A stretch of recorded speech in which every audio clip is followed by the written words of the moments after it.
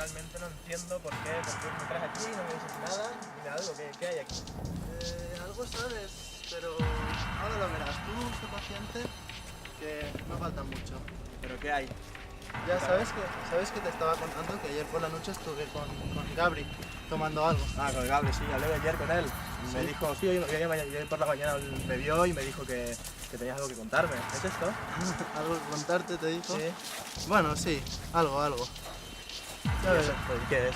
Bueno, eso, que estábamos Bro. por la noche. ¿Tú? ¿Qué pasa, tío? ¿Lo has escuchado o no? No. ¿Qué pasa? Eso son como pasos, como si alguien estuviera caminando. No jodas, ¿No? tío. No. Bueno, ¿qué? Pero dime. Eso, estábamos tomando algo y fuimos a la orilla del mar, allá en Mongat. Sí. Total, que de golpe nos encontramos.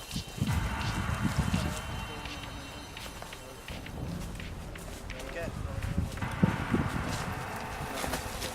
¿Pero está aquí o no? Sí, está aquí. ¿Qué es dinero? Otra vez. Es algo tiene que ser. Es algo relacionado con dinero. ¿Y qué?